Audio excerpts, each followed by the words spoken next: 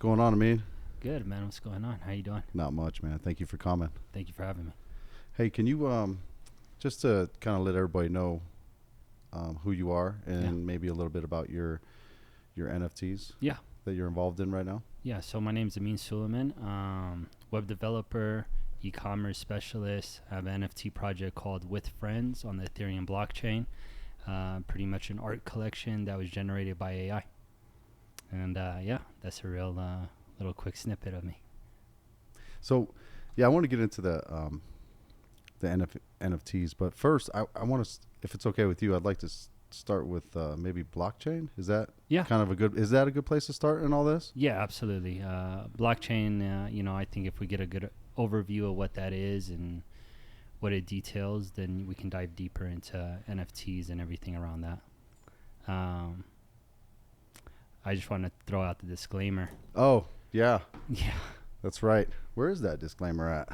Yeah. Do you have it? Yeah. So give it to me. I got you. For those of you watching, this is something that I'm a rookie at as far as when it comes to all this stuff that has to do with blockchain, Bitcoin, all of that. So the people in that community, they have a disclaimer that they throw out. And Amin has advised me that it might be good for me to do this to protect us.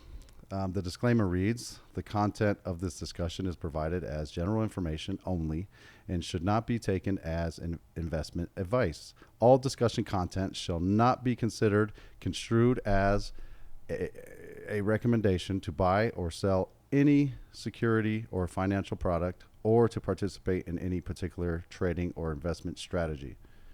Does that keep the lawyers? Keeps the lawyers off me right there. I think that keeps us safe. Everybody do their own research, learn, sit back and relax. Yeah, man.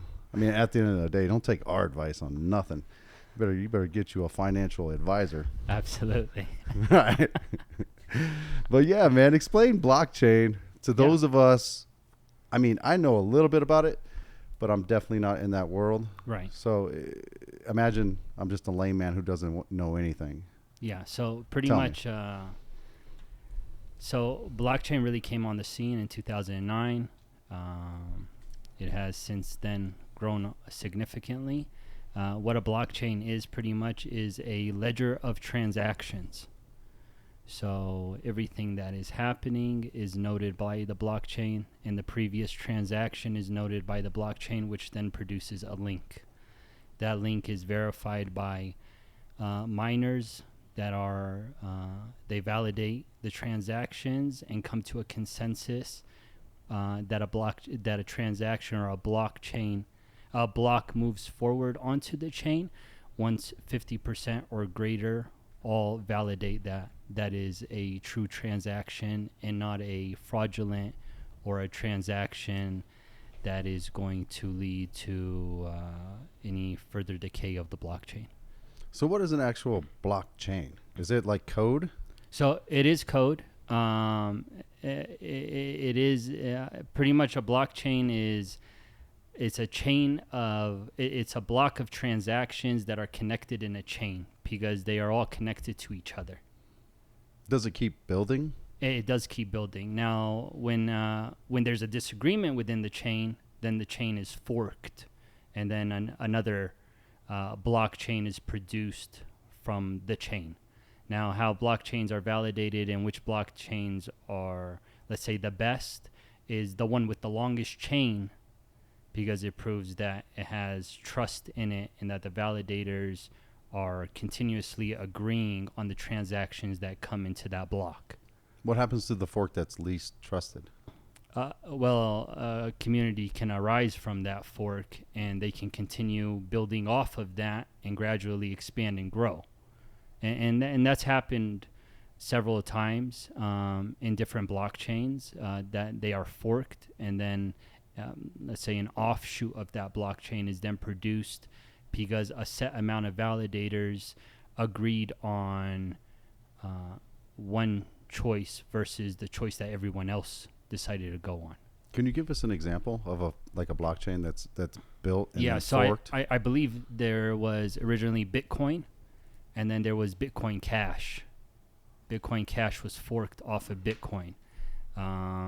There's another blockchain called Ethereum, and Ethereum at one point was forked as well, and there was an offshoot of Ethereum that went on, and it's still going on today. It's not the most popular one, because there is an Ethereum. That Ethereum standard run by the Ethereum Foundation is the longest chain, but there is a fork of Ethereum as well because of some judgment that was taken at some point within the blockchain's growth that differed with different validators, miners, developers. So it kind of just created its own thing from there. So is this code, technology, as well as companies that are all in? Absolutely. I mean, I would say that blockchain and crypto initiated by people probably in like the hacking world, people who cared about decentralization, people who wanted to be more low key. And as time has grown and the relevance of this technology has expanded, more companies have come into the loop. Companies are invested in it. Banks are invested in it. Financial institutions are invested in it to some point. And it's like a back and forth thing. I mean, countries, China was very involved within this this industry, this crypto stuff for a while, and then they decided to pull out of it, and then now it seems like they're jumping full force back into it. So there's a lot of politics, I believe, that goes into this as well. Because was China worried they couldn't control it?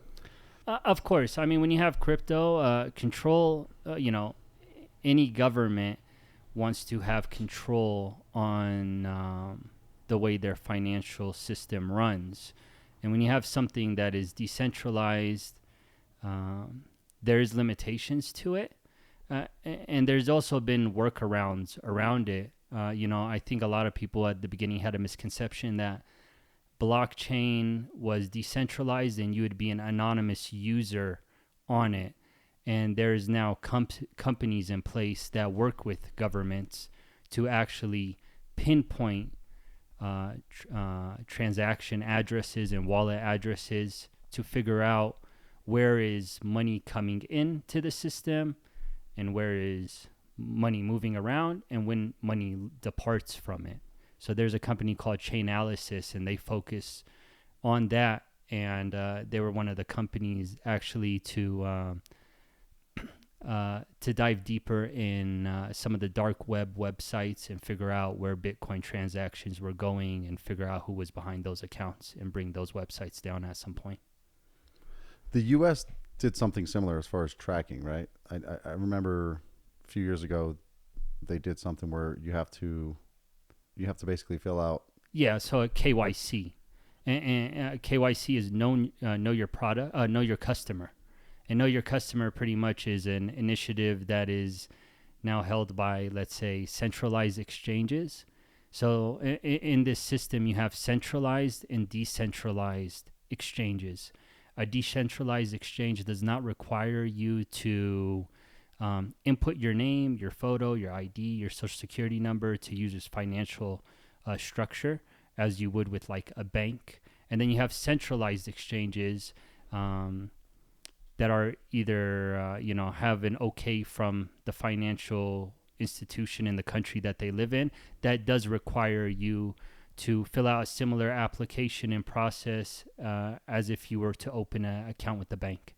Are they both legal in the U.S.? I believe so. Coinbase is one of the bigger ones in the United States. And Coinbase is pretty on it when it comes to government regulations. I do also know that they have issues with the SEC on some things, and I think that goes back to clarity of what is a security and what isn't a security, and where they would be held liable in regards to that conversation or not. So I know the market's been down, and we can get into that. And Yeah. What I'm about to say right now it has nothing to do with up or down, other than that I wanted to ask you, how does somebody open an account, start getting into something like cryptocurrency? But is cryptocurrency the only thing on a blockchain, or there's other things, right? Like aren't NFTs on a blockchain? Yeah. So NFTs are on a blockchain through. So there is different blockchains, and each blockchain really consists of different properties. Bitcoin is a blockchain. It's also, you can think of Bitcoin as digital gold, because there is a limited amount of Bitcoins that will ever be produced in circulation. So we know what that number is, and when we reach that number, in the years to come, there will never be more. You also have Ethereum, which is a blockchain, which allows smart contracts to be written on top of its protocol. And those smart contracts can then, you can build NFT projects on it. You can build metadata stacks on it and things like that. So there's a lot to it. And blockchain, at the end of the day, blockchain is a ledger. That's what it is at the end of the day. It's an area where information is stored, validated, rewarded for validation, and you can go back and take a look at it if you know what you're looking for. And there's tools for that, and there's some very smart people out there that can pinpoint the dots back to where this account, let's say where one transaction came from, where it distributed funds to, where those funds went, and etc. And if they're looking for something specifically, there is a way to do that. There's also blockchains that are so private and secure that there's no way of tracking anything. So on a blockchain, it's basically anything digital, even music.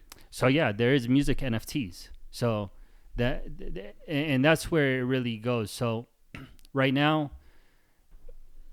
you have Ethereum and you have smart contracts that are built on top of the Ethereum blockchain.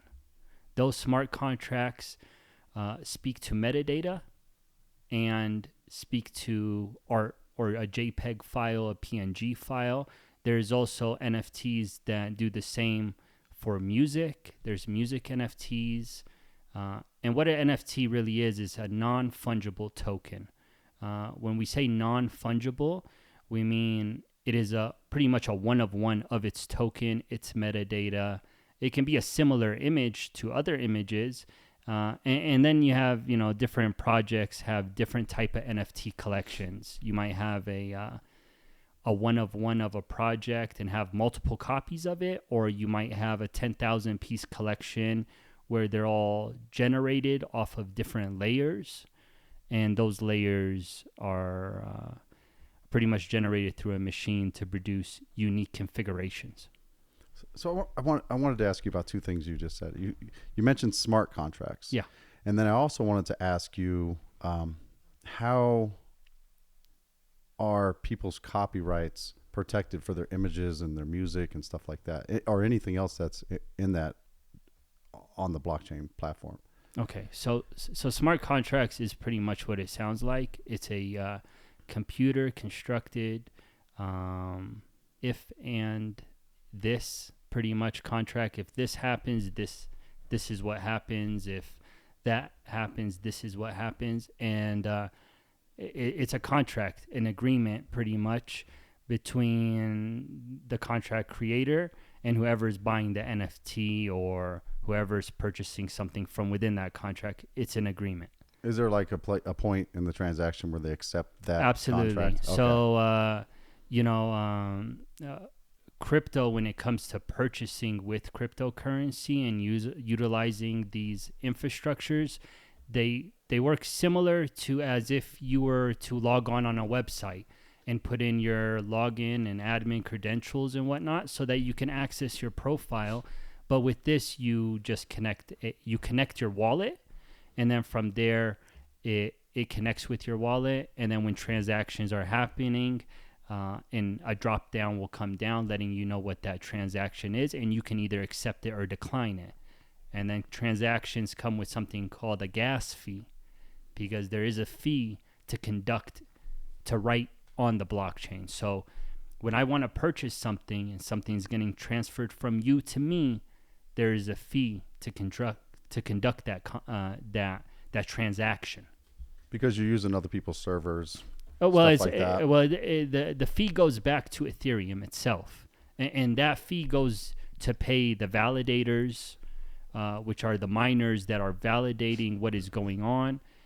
And within the last year, Ethereum has taken a shift from a proof of work concept, similar to like what Bitcoin is today, and where validators are validating every move that's happening, to now a proof of stake concept where you purchase an allocated amount of Ethereum and then you stake that towards the protocol, and then will receive a reward for the amount staked in the validation that your contribution went towards.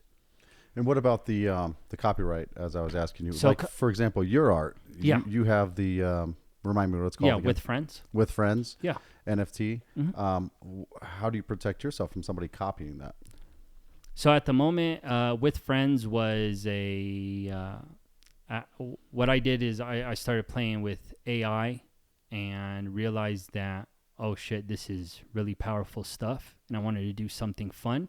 Decided to make 777 pieces, and now with me creating it with AI, I wouldn't say I have the most protection in the world, because it was generated without very much input from me other than the prompt itself, which I came up with. Now, if the art was hand drawn by me, I would have more control over its IP, its intellectual rights, its copyright, etc. But with it being AI, there is a fine line, and I think with AI being still so new, there's still so much in regards to where copyright really lands in this in that field of topic. My main reason for building the collection was not for the art itself. The reason behind building the collection is because me building a collection and having you as a holder of the collection now gives you access to whatever I build in the future. So now you have become a member of whatever it is I'm building, and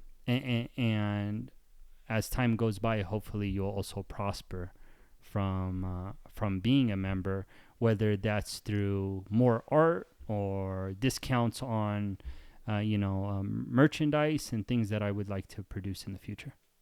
So aren't all of yours, if not most of them, held by other people? Yeah. So all of them are held by other people. I have there's 777 pieces, and I believe 286 wallets hold my art. So would I say that they're all sold out, or some of them were? Yeah, so they're all sold out technically. Right now, if someone was to really, take a look into what I'm doing, they can go on a platform called OpenSea, which is a marketplace for NFTs, and search "With Friends" by Amin, and find my collection there, and see my art.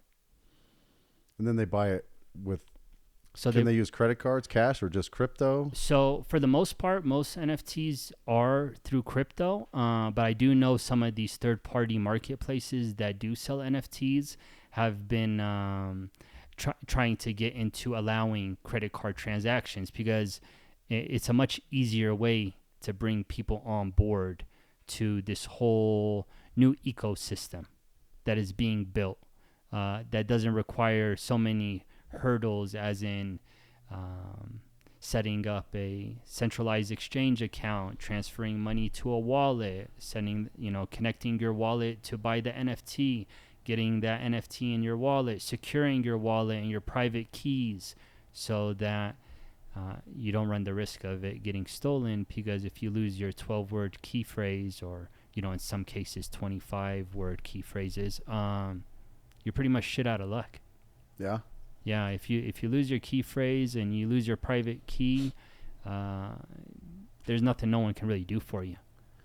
So how does somebody set up an account? Like I remember you helped me set up my account when I first bought some cryptocurrency some years ago, which I wanted to mention. I think you and your brother brought this to me. When was that? Remember when Bitcoin was like 30 cents or $1, or what was it? I think it was $35. $35. That's right. I think it was either late 2009, 2010. So because I think you know, I was about to graduate high school or not too far from it. But it was right at that time. You brought it to me. Yeah. And you said, "Hey, buy this." I know. And I was like, but I mean, nuts. like, you got to realize, like, you're talking about 13 years of volatility. You know, like, if I saw that at 100 grand, you might have pulled it out because you're like, oh, wow, like, look look how high it is, 2 grand to 100. But I mean, if you definitely held it in, yeah, it would be worth millions. It's crazy. There's actually a story of a guy who spent, I think, 10,000 Bitcoin to buy 2 pizzas. And those 10,000 Bitcoins at this point, I think just the other day was the anniversary, because now they make fun of it.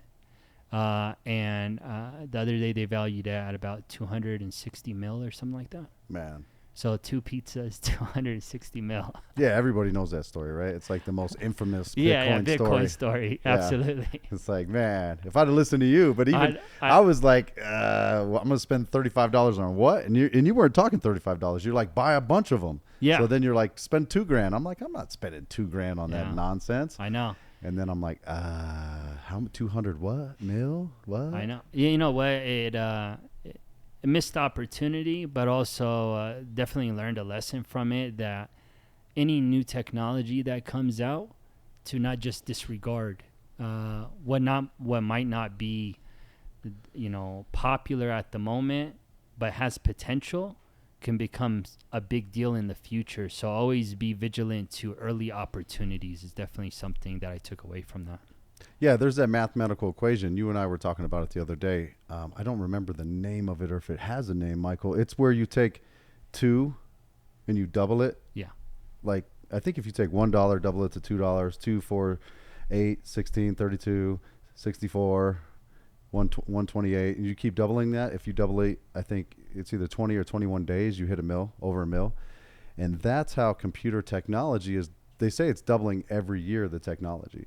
So just, if you look at our technology, if you look at like the 80s and 90s as maybe like your 2 through like, you know, 100,000 or something. And then you took like the early 2000s as where it's doubling from the 100,000, 200,000, 400,000. I feel like right now we're at that 500,000 where it's about to double to a mil. Yeah. Where the technology is increasing that fast. Absolutely. Yeah, I think if you look at, we were talking about this the other day. If you look at, when was the first iPhone released? Not that long ago, right? It was like, I think 2007. Something like that. Something Yeah, like that, it was yeah. really not that long ago. And they were like these clunky things that didn't work very well. It was brand new. Nobody knew what it was. And now everybody has an iPhone, a smartphone in their pocket, screens that bend now. You can zoom like into space with them. Like You can zoom things in are moving space? fast. Well, On yeah, an you didn't app. hear about that with Samsung's, No. their space zoom? Did you guys hear about that? Well, So it puts up what you're looking at. Well, no, they marketed this. They called it space zoom. It's like 100 times zoom. And it's supposed to take like these crazy pictures of the moon. But what people found out, they marketed this and sold their phones. And afterwards, people found out that they were actually using AI that takes images of the moon. Because we always see the same side of the moon because it rotates with us. It takes the images of the moon, figures out what you're pointing your camera at, like what rough areas of the moon that you're looking at, and it lays AI images over it. Yeah. But they didn't disclose that. Yeah. So everybody thought like, oh, my camera zooms all the way to the moon and I'm getting these sweet pictures. And then there's like a lawsuit about it in this last month or something. Even when they were advertising it, that's the way I took it. I took it that you aimed your phone up at the sky and it would give you the image you're looking at. Not necessarily the exact image, but the image that's out there. Yeah, I think there's something. They went back. If you go back and look at the wording and the releases, like they're very ambiguous about it, and that's kind of how they marketed it. But it was ambiguous enough that people thought like, "Oh, I'm actually getting this picture of the moon because my Samsung camera's so good." I didn't even buy one, and I knew that's what they were talking about. Those people weren't paying attention. They could have asked some questions when they were buying it, I feel like. Right. Come on. I got a Hubble telescope in my phone. Come on, man. Got a James Webb telescope in my phone. Well, you know what? If technology keeps expanding the way you're saying, Yeah, of course. at some point you might. Just not right now. Oh, man, people are funny. Yeah. Yeah, good luck with that lawsuit. Man, so So what platforms do you go on to set up? I know we went through Coinbase. Yeah. And then there was Binance. Yeah. So there's, for international users, there is Binance. But we had to do the two apps because there's like different reasons, yeah. right? Well, they're two different apps. Right. Explain that. So, like as we mentioned before, there is centralized exchanges in the United States. A few good centralized exchanges are probably Coinbase and Gemini. There is also an offshoot of Binance International called Binance US, and then you have wallets. And a wallet is what we set up with the other app. It's like an account. It is an account. In a sense, you can put a password. You're given your 12-seed passcode, your private keys, pretty much, which are just 12 random words that are in a specific order, and those allow you access. Now, from there, pretty much you would purchase with a debit or credit card or whatnot. I remember we linked my bank account to it. Yeah, you can link a bank account as well through one of the centralized exchange options. I remember I was all worried. I just linked a bank account to it that I didn't want them to have access. So I like to the majority of my funds. So I only kept a little bit in that bank account and just used it for that.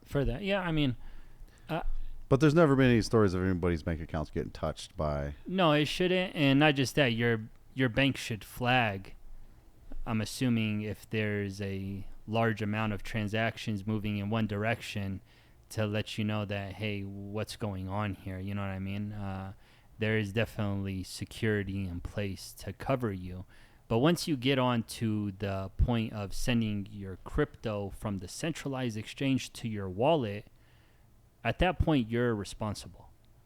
You're responsible for your wallet. You're responsible for the funds in it. There is not a centralized exchange that controls your wallet. Now, there is wallets that are for centralized exchanges, but there's also a saying in crypto, not your keys, not your wallet. So what you mean by responsible is you mean just like you would your bank account information or your passwords for your bank account, same thing, keep your wallet safe. Well, even at an even greater level, especially if the wallet is a wallet like MetaMask or Trust Wallet, these are wallets where you are the sole person responsible for your 12 words, your private key. There's no backup to that. No one's gonna save you if you lost those. You are clearly you're the only one responsible at that point. Yeah, I think I wrote them down and locked them up somewhere. Yeah.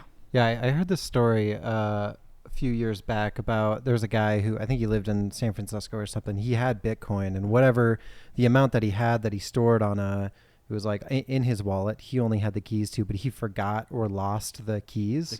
And he had the equivalent of like $3 million on this hard drive, and it auto wipes it when you get it wrong enough times. A set amount of times. And it was like, this article was saying he had like 3 guesses left to get his like 3 mil. Wow. Yeah. He just stopped guessing. He's like, I got to find those words. Yeah, right. I'm never guessing it again. Well, you know what? There was actually not a case not too long ago I saw on the news. There was a guy in, I believe, the United Kingdom. He had a hard drive. He ended up throwing it in the dump on accident, and it was like worth 300 mil. And he ended up getting a massive loan from the banks to do like a cleanup operation, finally find it. And after so many years, he just recently found it, and he realized that actually the crypto that was in it was not Bitcoin, but Bitcoin Cash or one of those forks. And the value was nothing compared to what he thought it would be. Yeah, I'm sure that'll happen. So, yeah. I mean, when forget you go what you got. And now he's got to pay that loan back. Yeah, you got to pay the loan back. Oh, how much of a loan did he take out? I think he took like over $1 million. So he thought million is nothing to get my 300 million. Yeah, absolutely. I mean, no big deal. But then when he did get it, he ended up connecting it, putting his codes in, and realized that it wasn't Bitcoin. So people need to pay attention. Oh, absolutely. They need to keep track of their passwords, their codes. Don't give it to anybody. Write it down somewhere secure. Don't keep things on digital devices, because it is a security issue. If you keep it on a digital device and you break that, digital device, like even a hard drive. Buy a hard safe, a small safe, a little Yeah, $50 safe. write it down on a piece of paper. Use a hard wallet. So there's wallets out there that do not connect to the internet. So pretty much it's an isolated environment. But that can still get broken. It can get broken. So you want to write it down. Absolutely. Lock it up somewhere. Absolutely. Yeah. So somebody goes on these platforms. I remember you got to enter all your information. They take a photo of your ID, front and back. You link to your bank account, and then basically you're off to the races running. You can buy and sell. Yep. Well, not necessarily trade, right? No, you can buy and sell.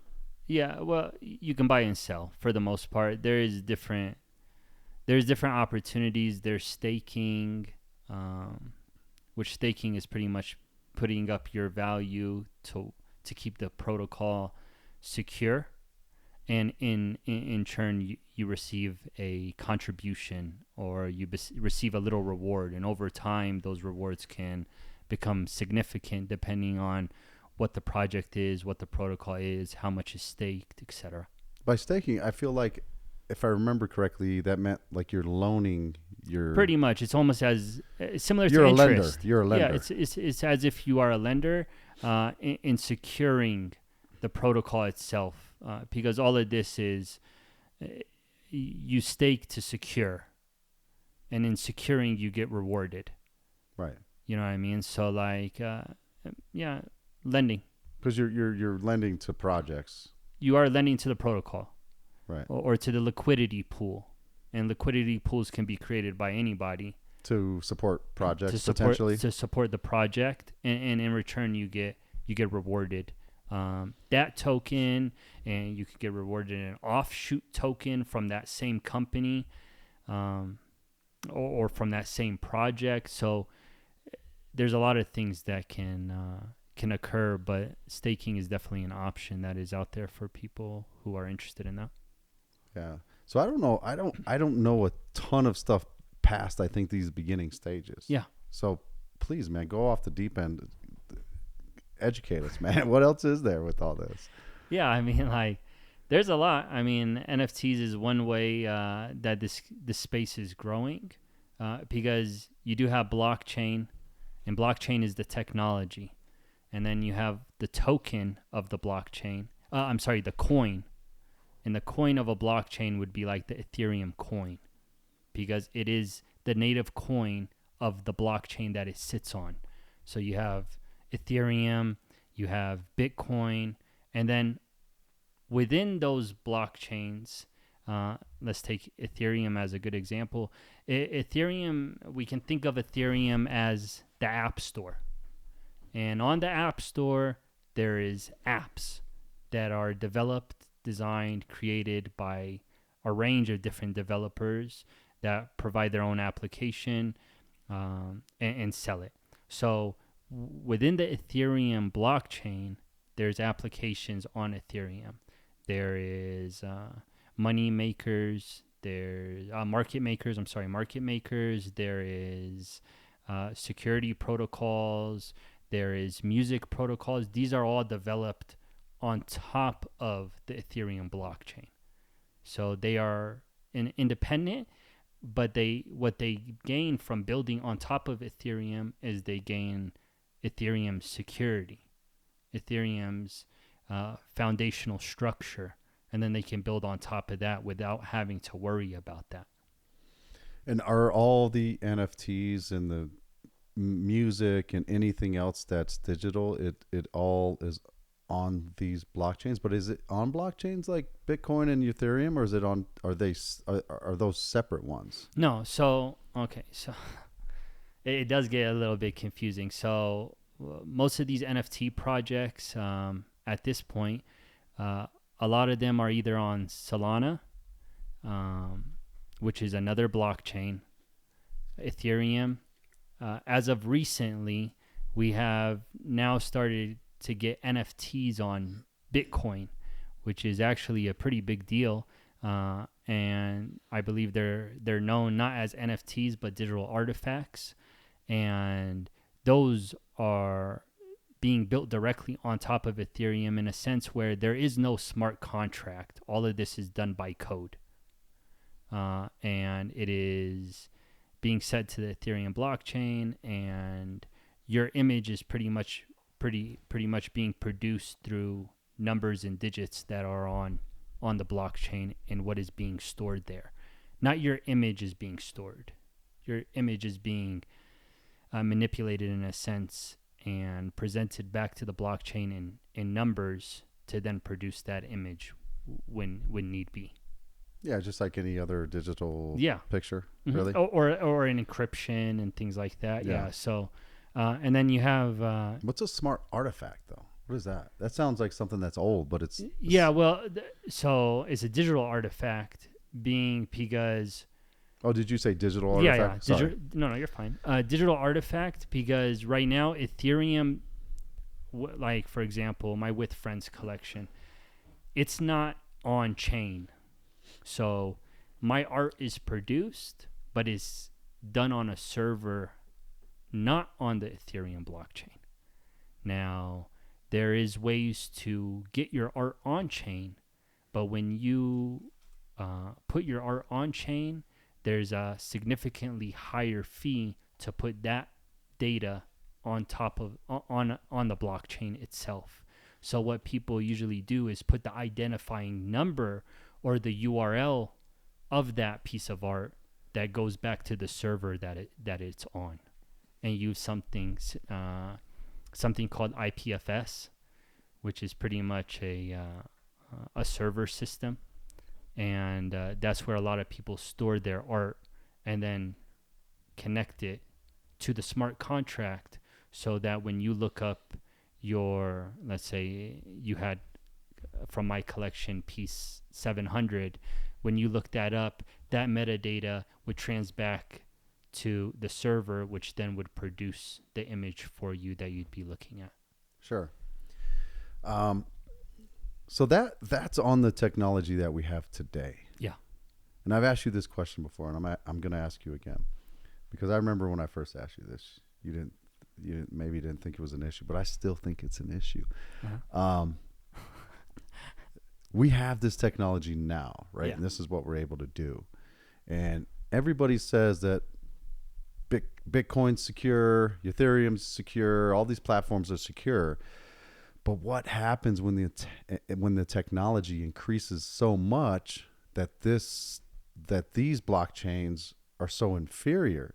And I think I remember your answer, but let me finish this next thought, because I think we're close in the sense that it could be 10 years, could be 15 years, could be 20 years, but quantum computers are starting to come about, and the computing power of quantum computers, once those become normal and in a household. Now I know that's another argument, in which maybe you can tell me what you think about that, but I feel like at the point where something like quantum computers becomes normal for normal use, Mm-hmm.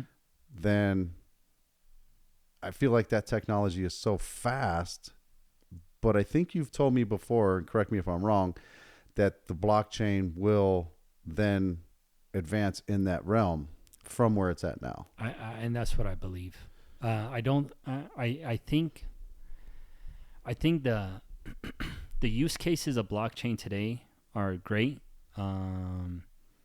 There's still so much that is still being done, learned, understood, and as more smart people are involved in the building and technology of the blockchains, I think these type of issues of not being able to keep up with quantum computers, because it can break down the SHA-256 encryption and all of that.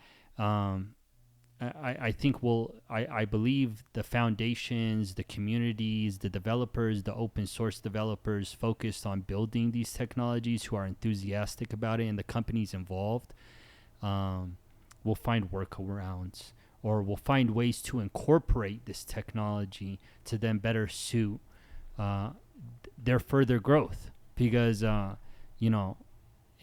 if the encryption is gone because the computers are too strong and powerful and can break it all down I think we have a larger issue than just blockchain. Yeah, that's where I'm going with this. It's like, what happens if that happens? What happens if quantum computers come out and then all the 52-bit systems are just like they're just obsolete, and then this new technology is so nuts or so advanced that Bitcoin is just like, it's like nothing. It's like old currency. Yeah, I mean, as time has gone by, we had a Web 1 at one point where we just had stagnant, I don't know if, our viewers are going to, remember AOL and, these very bland, basic websites that, we used to jump on.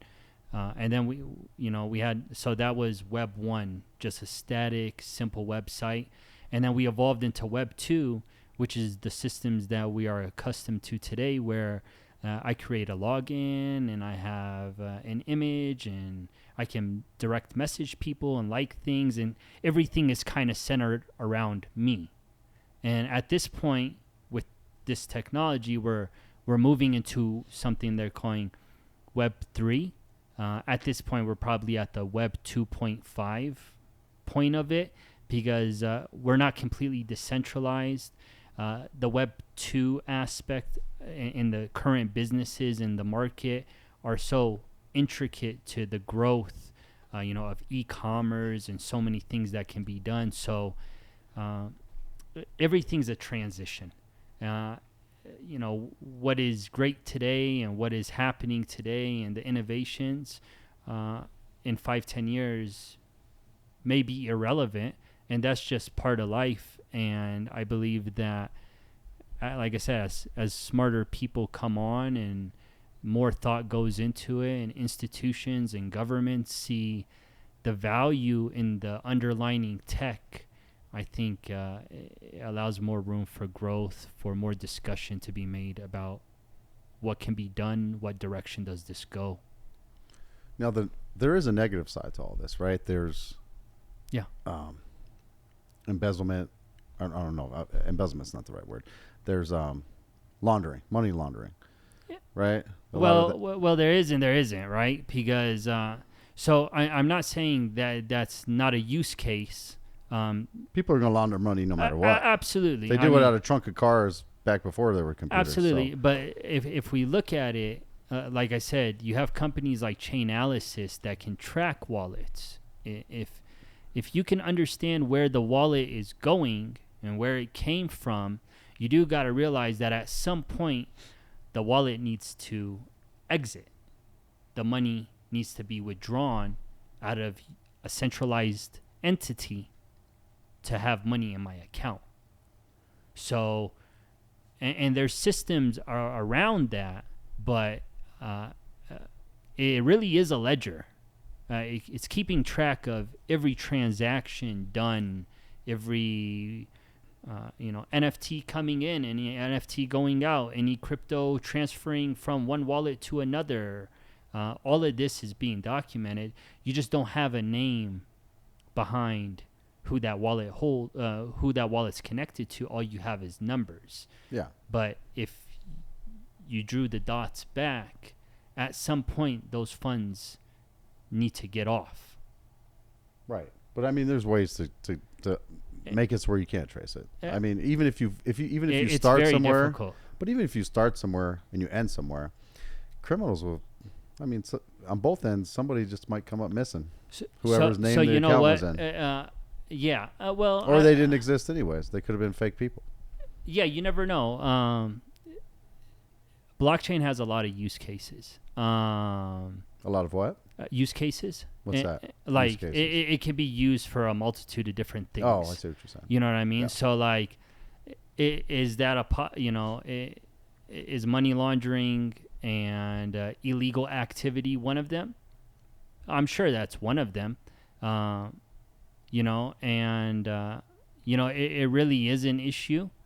I wouldn't say it's the largest issue of concern because it's being done today with paper money that we have in our pockets. Yeah, absolutely. I agree. I mean, people commit crimes before there was computers. Absolutely. People commit crimes on the streets. Absolutely. Like, it has nothing to do with the computer. Yeah.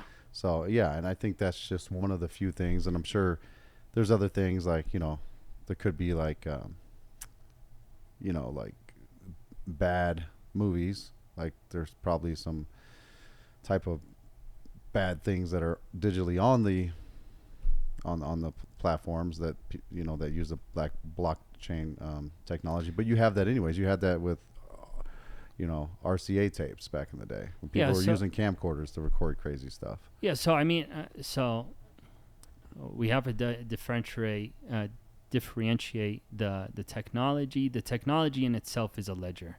The individuals using it for fraudulent activities, those are individuals using it for fraudulent activities, and it goes back to how transactions are being made as far as monetary value through one token for another token, off to an exchange, to go buy this or buy that.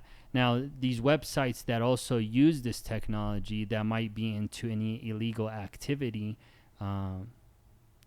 those websites are doing that, and a lot of those websites in the past have been taken down because of how thorough the ledger is. Some of the largest sites of illegal activity have been taken down in the past because of the trackability of using the blockchain, especially if you are a company with resources from the governments that you work with or large companies, etc. You're able to find the information you want, by deep diving into the transactions. Yeah. So correct me if I'm wrong, but to me it seems like, a lot of people think cryptocurrency and they think scamming, right? Because you hear all the stories about the scamming. Well, you know what? I think that's the first thing a lot of politicians bring up when it comes to discussion of cryptocurrency. It's like, oh, scams and illegal activity, but that's finite. Yeah, that's gonna. Yeah, it's a very small percentage of what's actually happening. But as far as I understand, right, it's these scams are able to happen and people are able to get away with it, not because like it's not trackable, like you said, but because there's kind of a lack of a regulatory body that goes back and tracks. I mean, there's people like on YouTube, CoffeeZilla, right? Yeah. He's basically a crypto journalist and he tracks wallets, and you can watch it, and he says, wallets are all numbers, right? When you look at the numbers. So he's like, I don't know. I know this is likely a wallet attached to this person because the money came from here and then went here. Right. And they said they invested in this. And that's how he tracks it. So it's very possible to track, but it's also, at least in its current state, it's difficult. Pretty easy to you scam somebody because it's difficult to track. Absolutely. Kind of like anonymous transactions. So I don't believe an average Joe, if they were to just go to Etherscan and looked at the transactions that are coming in or coming out, I don't think without really understanding what's happening there, would you be able to track back.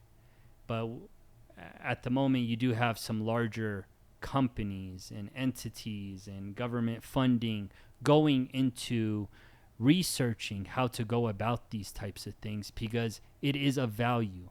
Right now, the blockchain is not very good at querying information.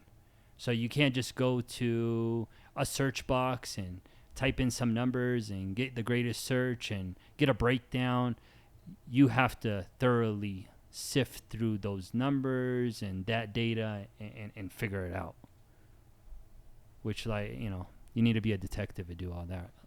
Yeah, I think at this point you'd have to almost be focusing on certain individuals. Yeah, exactly. To see what they're doing. Yeah, well, yeah. Instead of just like going out and searching, okay, what doesn't look right? That'd be a lot harder. Yeah, you would want to be focusing on specifics because, and then from there you can expand your web and dive deeper into directions that you see fit to your research. Yeah, and I didn't want to make it sound like I was saying it's bad. I was just, Oh, no. That's there with anything. There's those things. I mean, we see stuff everywhere. It's definitely something that needs a discussion around because, I think a lot of people worry about that crypto is for those doing something wrong. and that's not now, has it been used for that in the past? Absolutely. Yeah. Uh, But it doesn't affect anybody else's accounts or wallets, really. No, it does not. That's just people laundering money from one point to doing another. illegal activity Yeah. from one point to another. But there's, at the end of the day, how I look at it is it's the tech that matters. And we can see that even governments think the tech matters because they are looking to implement this tech in a CBDC, which is a centralized banking currency, and its underlying technology is blockchain technology. Well, that was going to be my next question to you, actually. What are the positives of blockchain? And those are the sorts of things, like you just mentioned, that benefit us. But where is this going to? And we know. I think a lot of people, or at least I understand the basics of how it benefits us now. But in the future, what are some things that are going to benefit us, you think, from blockchain? I one of the main things that's nice about blockchain is no need for a middleman. So when somebody or anyone wants to send money from one country to another country, they have to reach out to their bank. Sometimes they have to send the money through Western Union, wait for Western Union to take its transaction fee, deal with the waiting period, and then the party on the opposite end of it will get their transaction or get their payment received. With blockchain technology, I can have your wallet address and send you funds directly.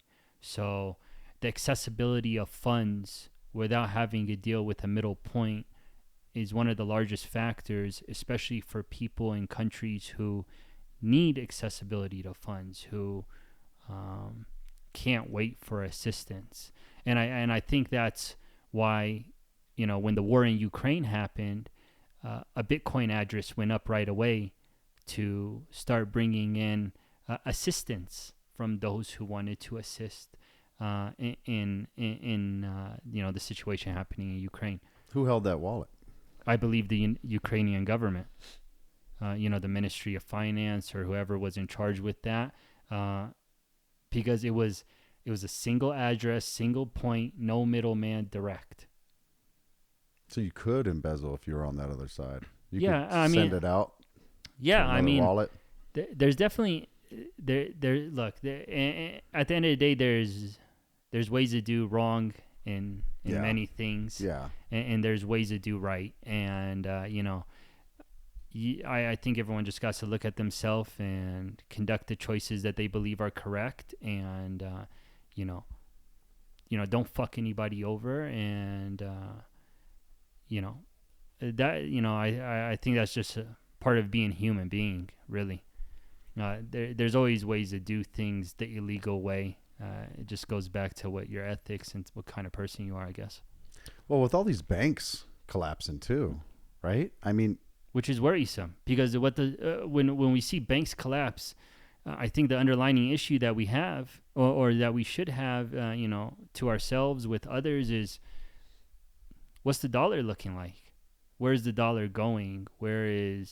What's happening to, have all these approvals going out for banks to conduct business they are conducting. And then as time goes by, they just collapse and screw everybody who's, investing in them, investing within them. I think we need to relook at our financial system and how things are being done to better prevent these types of issues. And we might be on a roller coaster that can't be controlled. It really is what it is. But sorry, I was going to say that can kind of happen anywhere though. Like, isn't so recently the most recent kind of bank collapse thing, the Silicon Valley Bank? Yeah. There was a bank run, they couldn't pay it out or whatever. But wasn't that essentially the same thing that happened with FTX? I believe People so, said, they don't actually have your money that they say they have. So it was basically a bank run.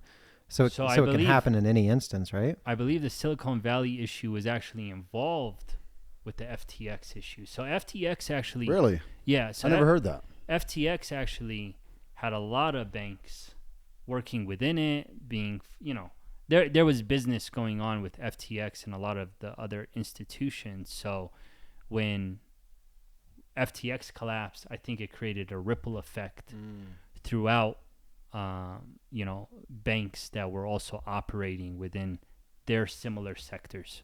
Well, I thought a lot of the banks got affected by the interest rates that went up. Well, the thing is all of this is connected. And FTX the guy was just like, there was a lot of fraud there. Yeah, a lot of fraud, but also the guy was donating towards presidential campaigns and doing a lot of things. So, I mean, FTX didn't just become the moon on every TV show, across TV and within stadiums, and just became a household name and blew up catastrophically and affected everyone around it. And, so many crypto staking platforms such as like Celsius and BlockFi, these companies completely got obliterated by the collapse of FTX. So what was he doing exactly? There was something. Well, there was a backdoor, I guess, within the code that was allowing for money to go from FTX to a investment arm that they had.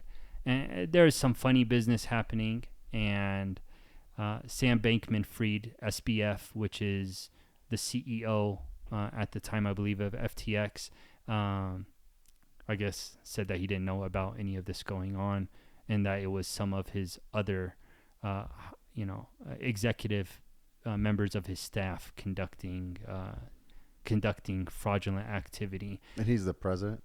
Yeah, he's the CEO of the company. I guess we'll really never know. FTX is an interesting collapse, but I can definitely say that, the banking system, the interest system, the policies that are being made, all of this is intertwined.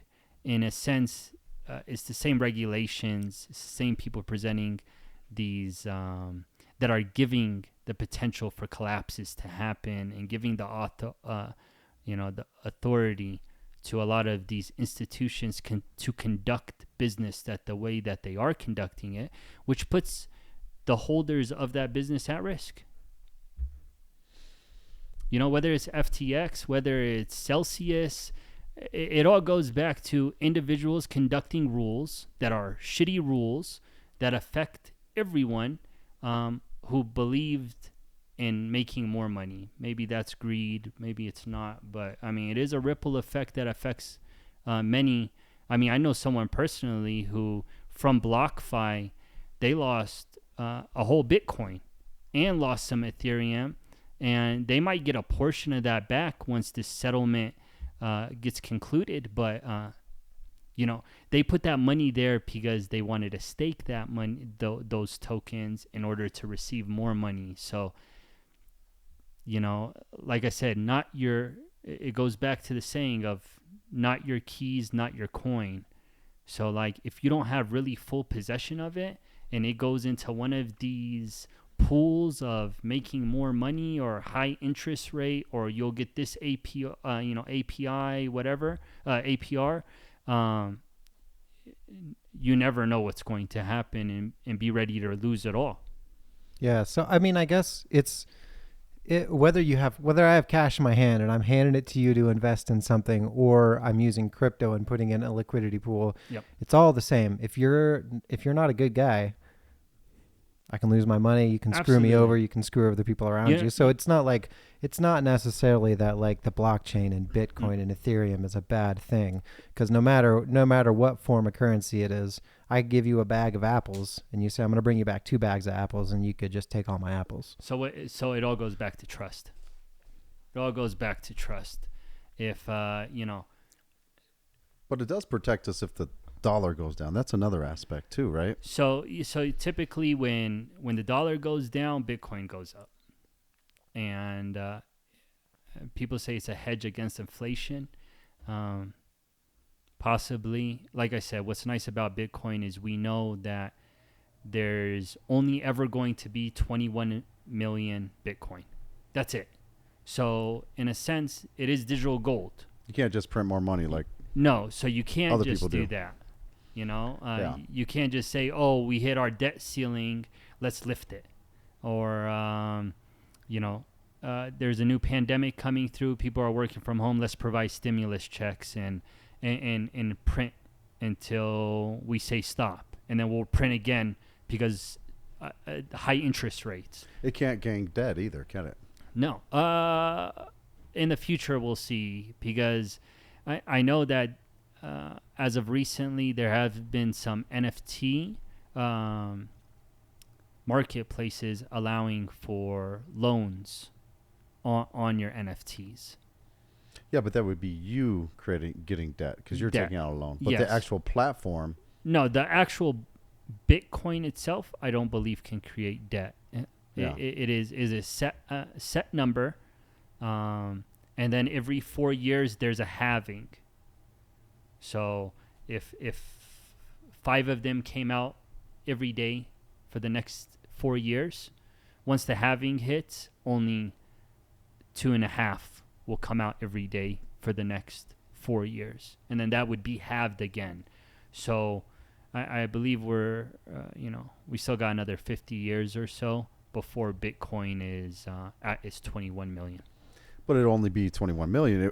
Whereas, like, let's take our government, for example. We're up to so many $1 trillion in debt, whereas Bitcoin wouldn't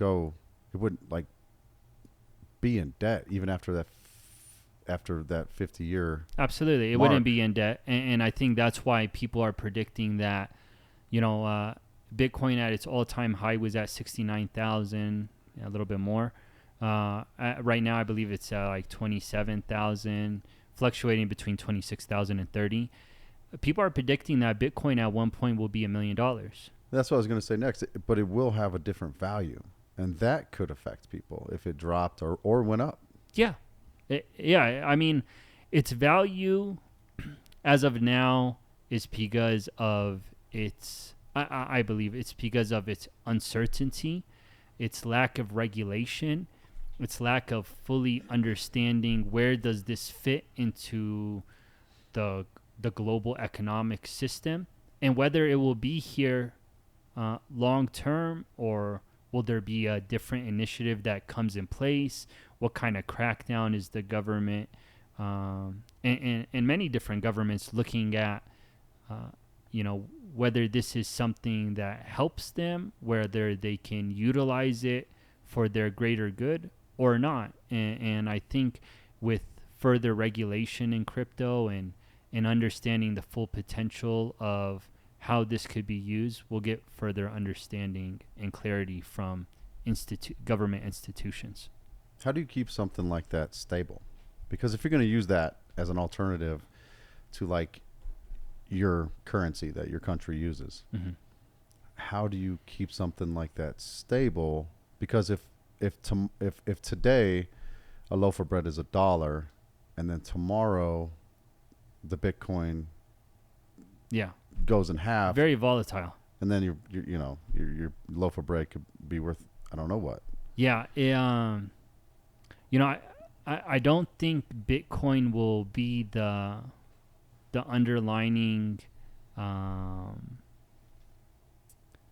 financial instrument or tool to transact, because I think it'd be very expensive to do so.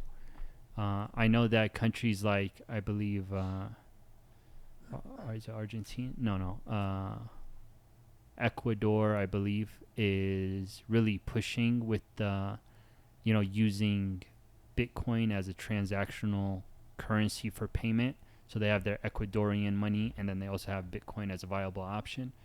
I think that something would need to be presented by the governments, and that's really where CBDC comes in place, which is a stable coin backed by the government. By the United States government? Yes. I believe each government around the world is working on its own variation of this central banking currency. But you also have forces that are trying to make a play for their own domination on world currencies. Like you have BRICS, right? Yeah. BRICS stands for, what's the B? Is that remind me what BRICS stands for. Uh, Well, what countries it is. I know that I believe it's China, India, Russia, Brazil, and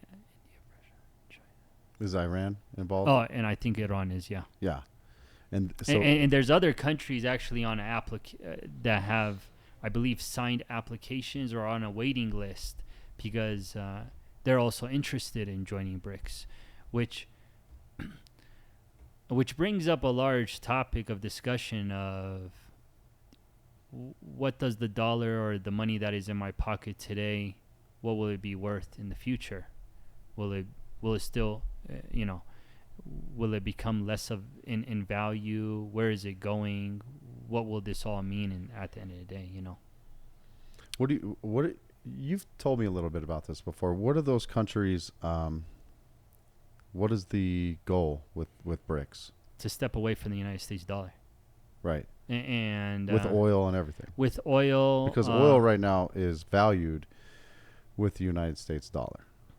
I believe so. Around the world, right? I believe so. A lot of things are because, the United States is the number one player right now of the world. And, it finalizes a lot of transactions in its currency. A lot of treasuries around the world and in different countries hold a large amount of United States dollars. And I believe the whole BRICS idea is that countries are trying to step away from the United States in order not to be penalized when there is disagreements between nations and being sanctioned.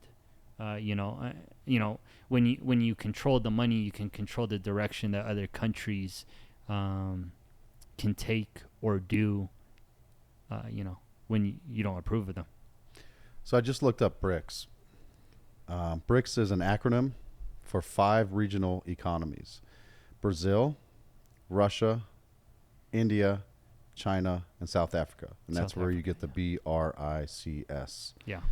The first 4 were initially grouped as BRIC, or the BRICS, in 2001 by Goldman Sachs economist Jim O'Neill, who coined the term to describe fast-growing economies that would collectively dominate the global economy by 2050. South Africa was added in 2010. So does South Africa want to step away from the United States dollar? I mean, that's why these nations have come together to take this initiative step of creating their own currency or point of finalizing transactions between each other. What do you think? What do you think Europe and the United States think about BRICS? Well, I'm sure they're not happy about it. I mean, at the end of the day, dominance of a country only lasts so long. And, for sure. Every empire has grown and become, and as time goes by, other empires arise and become as well. So I think we're at an interesting point in the world, and it'll be interesting to see where this all goes. Usually, dominance and power, monetary growth of a nation goes back to its money, and how the United States is built. Money allows our military to help stay safe, build, grow, and to expand, which is what an empire does. And do you know why empires fail for the most part? And this is something that if you look at throughout history and you look at the end of these major empires, it all comes down to a couple things, which is really one thing. They become lazy and the first thing, they become comfortable, then they become lazy. And that's what's happened to most of the, I think all of the empires, if you look at them, that have fallen. Yeah. And right now in America, I would be willing to just kind of make an observation that we are becoming very comfortable and we are getting somewhat lazy. So just, well, I think throwing that out there. I think with that said, that's why you have nations deciding to do their own thing, Mm-hmm. because as citizens of this nation, if we can view that, then citizens of other nations can also view anything going on and try to capitalize on that. Everyone's trying to be top dog. Yeah, and I can't blame anybody. Nobody can blame anybody who's trying to be successful. No. I mean, we get so down on other countries because, oh, what are they up to? What are they doing? We get so like, but what's wrong with that? What's the difference of what we've done versus what they're trying to do? Now, sometimes you get people who have, some of their ideals are, scary, and those ones I understand. Some people, they have thoughts on how things should be that, are a threat to freedom. Absolutely. And that could be an issue. But other than that, if another country wants to be successful, you can't want to stop them from that. You shouldn't want to stop them from that. Yeah. I mean, I think that'd be the way to view it if the world was all peaceful and butterflies. But we live in a world where nations fight each other and wars are produced because of the rise or the downfall of another. So it will be interesting as time goes by to see, where these wars are taking us, where these, where these collapses in financial institutions and banking systems, where this trust goes, and what happens next. Because I think everyone's worrisome about these things, and I think that's where crypto has become more of a topic of discussion. At the same time, there is still so much to learn, and there's still so much that is yet to be seen by the position of the current institutions, to where they value this technology, where it will be placed, where it will be looked at. Yeah, I mean, going to cryptocurrency is not going to change anything as far as most of the problems between countries. No, absolutely not. No, that'll still be there. No. Yeah, I mean, it's just a fact of what it is. Countries come, countries go, expand, lead, and these things over time also change. It might not be 100 years, hundreds of years, thousands. No empire has ever been forever. Not if they're going to be comfortable and lazy. Yeah, I think what interesting, you're talking about the decline of countries. I think for a while, something that you bring it up to a lot of Americans, they don't realize it. If you look at the charts of like who's got the best schools in the world, like where are we on education, where do the best doctors come from? When I was a kid, it was always like U.S. #1 and everything. We top the charts. But if you look at those charts now, we're way low. The only one we're at the top of, I think, is violence, probably mass shootings.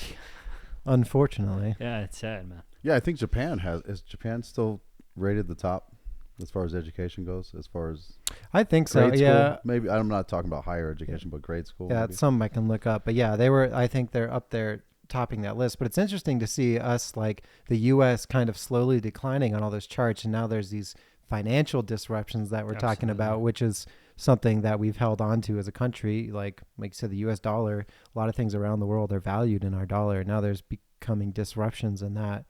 It's interesting to see where that's going to go, I think. Yeah, I completely agree. Yeah, we had eras of production where we produced a lot of things, but really, if you look back, I don't know if we've really had a consistently long period of production in this country. It seems like we had our greatest productions like during wars and right after wars or something. I'm not an expert on that, but it feels like we don't really produce much here. And I feel like that we've always, like you said, Michael, we've always tried to be the dollar superpower, and how we enforced or how that came about. I'm not educated on it, on how that oil was bought and sold across the world on the U.S.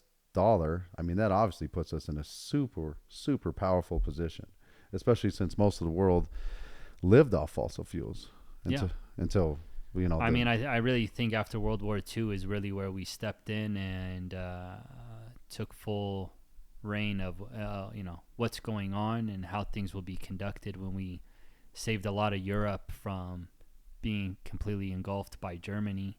And once the U.S. stepped in at the end of the war, I believe that's what proclaimed its dominance in the world. And after that, agreement and sitting down with different nations and whatnot in the direction that the U.S. will play has led to where we are today.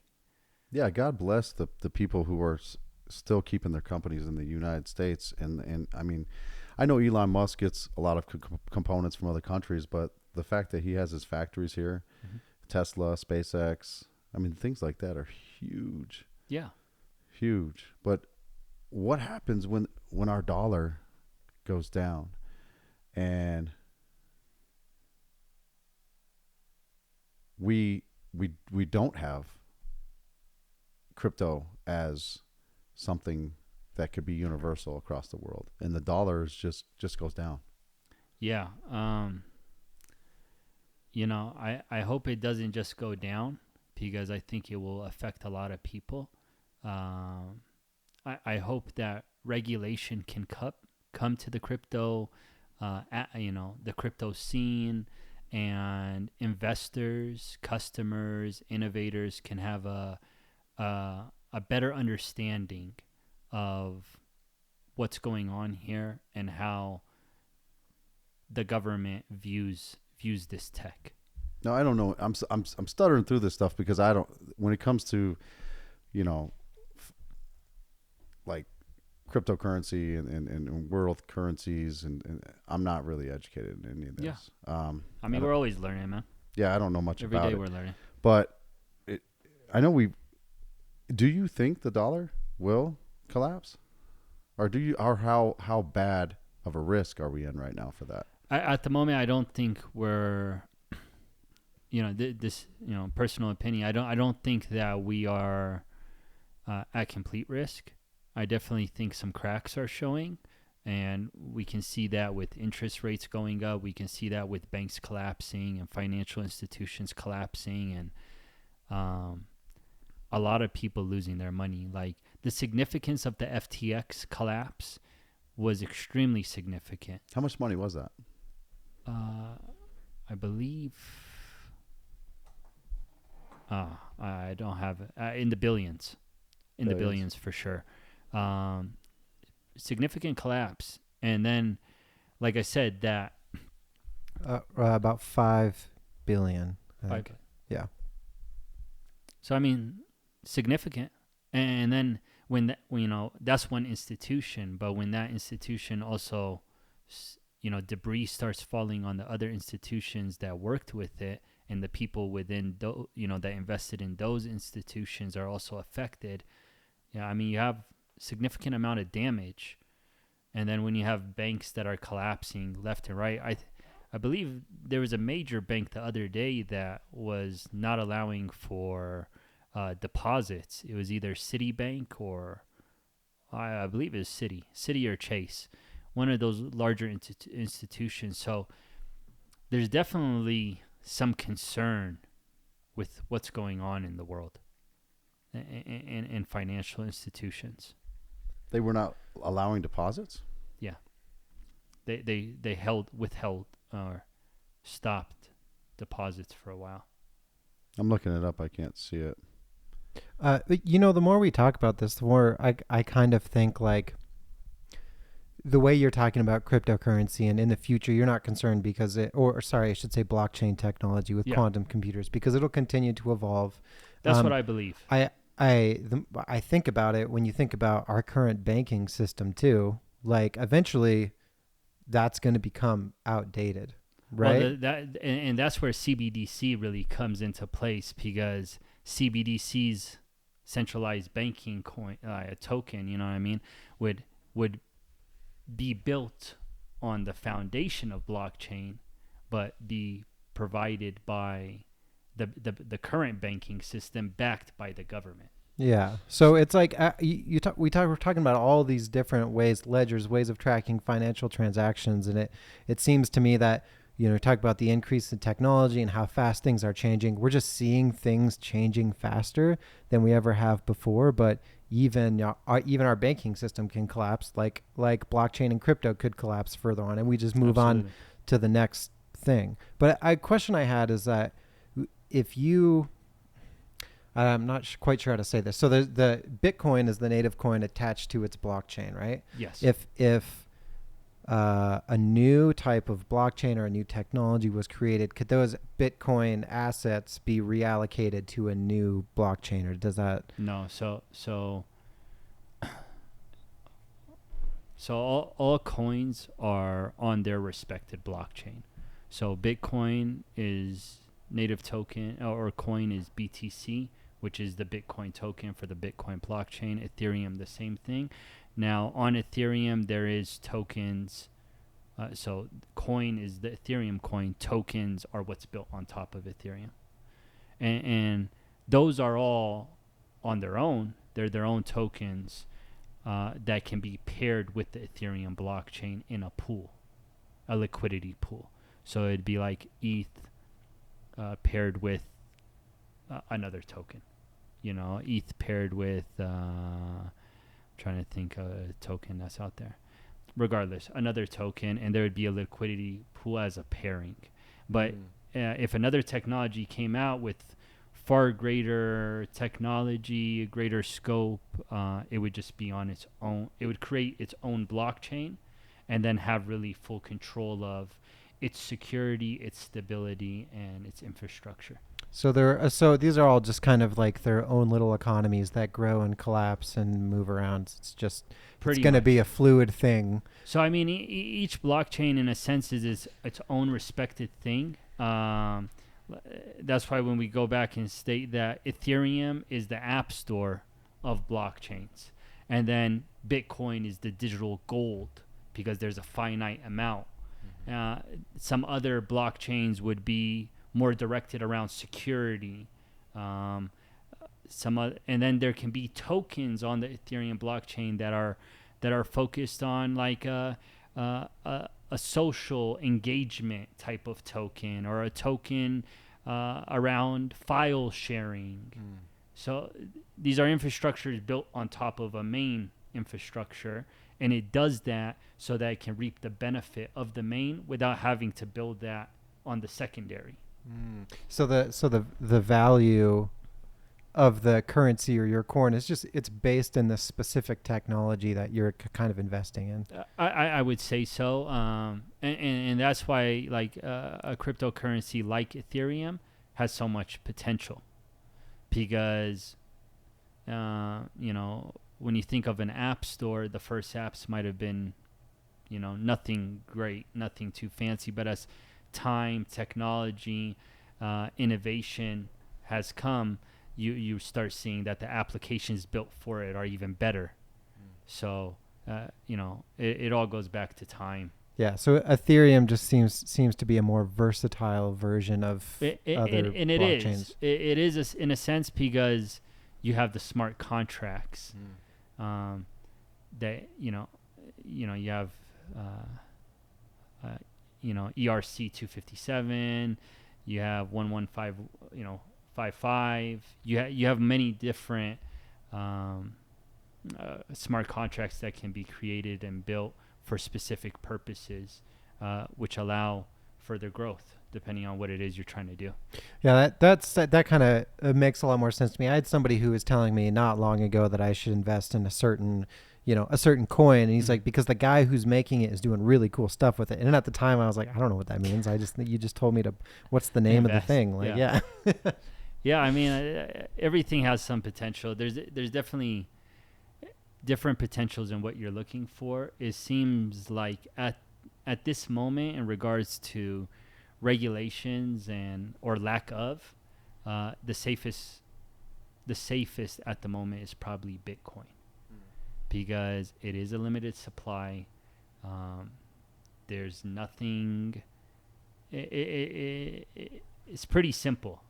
You have a token, you have this many tokens at this price, and you know, the potential is definitely there. I think everyone's still waiting on better understanding what's the regulatory details around it. Yeah. So what's the thought around, like, we're talking about governments creating their own like blockchain currencies? I like you said, crypto was kind of, Bitcoin was arose out of like hackers that were trying to decentralize, and they created this blockchain technology. What's the sentiment around governments now creating a crypto that would be regulated? Well, I think you know, when a government can see what its people are doing, then there's definitely more control. I think at that point you can better dictate where funds are going and understand where debt is happening. And you know, when you go down creating a CBDC and creating a token or a ledger where all use cases is clearly seen, I think you lose privacy. Yeah. I think you lose anything for yourself, because everything is now in the open. Yeah. But I mean, but there's definitely positives, right? The more we talk about it, the more I think, okay, if I was going to try and launder some money, I don't want to do it through a cryptocurrency, because you're leaving breadcrumbs everywhere you go, and it may be hard to track. But like you said, there's these foundations or companies, whoever, that's what they do now. They're getting better at it. So, it seems like it'd be better to just try and like launder your cash, the old school way. Well, the thing is if you phase that out, then there's no way to do it. Then there's no way to do it. So, and I'm not saying that like you should have the option to do anything crooked or not by the law. You should abide by the law, but I think when governments have more control on the security end of things, and everything you do in your life is now regulated, or regulated, seen. controlled, seen. There's definitely some worry around that, and not just that. I don't think everyone is going to just gradually jump on the CBDC coin, smiling. I'm sure that some people are not going to be happy about it, because it is changing the way we've been doing things for a long time, and a lot of people don't like change like that. Yeah, but I can see why, for a government using a blockchain technology to track currency, it would be the way to go. Perfect. Absolutely. Amazing, yeah. For a government, it'd be the way to go, because like a government's purpose is to keep everything stable, growing, and to stay in power. So when you have more control over your financial institutions and your funds of your citizens, I definitely think that is definitely the way to go for a government. Yeah, and their ability to track, like we were talking about, illegal things that are happening, laundering. Absolutely. Amazing, great for them. But then to the other point, then they can also decide what is okay for you to do with your own assets and what's not okay to do. Okay, well, you don't need to go to the movies this week. You know what I mean? You have these many bills to cover this week. This is your allocated amount of money this month. If it was to be that way, which there's a pandemic. You can't go outside, so you shouldn't be spending money absolutely at the anywhere but the grocery store. So now you can't. And I'm not saying that's what's going to happen, but once everything is technology based, that can always be a potential of happening. Yeah, it's something you can do fairly easily. Yeah, absolutely, because I mean, at that point, you control the coins and you control the wallets. And I guess, if you don't want to abide by rules, then, John might not get his tokens next month. You know what I mean? Or maybe a set amount of tokens are withheld. Oh, man, you think about this in pairing with social, what is it called? Like where they... not social currency, where you have like a social rating. They were saying this is happening in China. I don't know if it is, but like you have a social rating and whatever. Absolutely. You're allowed to do certain things based on your social rating. You're Right. allowed to go into certain buildings based on your Buildings social or certain rating. districts or whatnot. Yeah, and then if that's now attached, your government can also control your asset flow. Yeah, which Oh, seems scary. very similar to some movies that we've seen in the last 5-10 years. It's like an episode of Black Mirror. Yeah, absolutely. Yeah, one step at a time, right? Like all it takes is taking away one thing. Yeah. Then you're taking away two things. Then you're Absolutely, taking- it doesn't Yeah. happen instantly. It's a gradual thing. So the thing with Chase, I was reading while you guys were talking, Yeah. is that the no cash policy is for you depositing money in somebody else's account. Oh, is that what it was? Yeah, it's like some people will pay rent to their landlord. Yeah. They'll go to the bank, put the money in their landlord's account. Must have Or if misread it. if your kid's at college, you'll go to Chase. To allocate them some funds to live. Yeah. Yeah. So now they would have to open up a Chase account or find another way to transfer the money. Okay. Yeah. Oh, okay. So they stopped deposits for those specific use cases. That's what this I got article you. is saying that I'm reading. Yeah, because I saw something briefly. I didn't dig into it too deeply, but I did see that there was a major banking institution that was limiting deposits. So if that's what it was, then it makes a little bit more sense. Yeah, they can do what they want to do. I mean, if there's people that don't like that banking system, other people can get together and open up a bank that does things the way they want. Absolutely. I Yeah. mean, there's plenty of institutions, but then and it's crazy. But those smaller institutions then also run a higher risk of a collapse happening because it's usually the bigger guys that can withstand some volatility, and it's those smaller banks are the ones that get crushed. Unless this stuff's getting influenced by the governments or something. I don't know. Then it's like, wait a minute. Like if everybody's implementing a policy because, the government issued, a law or something. Absolutely. Not just that, but I mean, I know some people that try to buy crypto and were let, transactions didn't go through because their banks, which are some of these larger banking systems, didn't allow that to happen. And the reason for that transaction not being allowed to be conducted is because crypto is a volatile asset and is too risky. Right. So banks are now telling us what is volatile and how to act with your money than you and your money conducting it as you see fit. So there's some banks that they're doing that, and then some that are not. So you'd have to move your money to another bank that Absolutely, will let you. but when will a bank When will they all do that? Absolutely. Yeah. You'll never know when a bank says, okay, like we don't want you guys buying crypto. We don't want you guys entering those specific websites because that transaction is not regulated and has a lot of risk to its volatile asset, but it's your asset. So I don't know. There's definitely a lot of questions. So I wanted to touch base on NFTs a little bit more. Yeah. To me, it felt like NFTs were like still the same thing as you're changing a Bitcoin, but now you have a picture and your picture is worth. Right. So it doesn't just go back to what the picture is worth, right? Excuse me. And NFTs are also backed behind the community that it's with.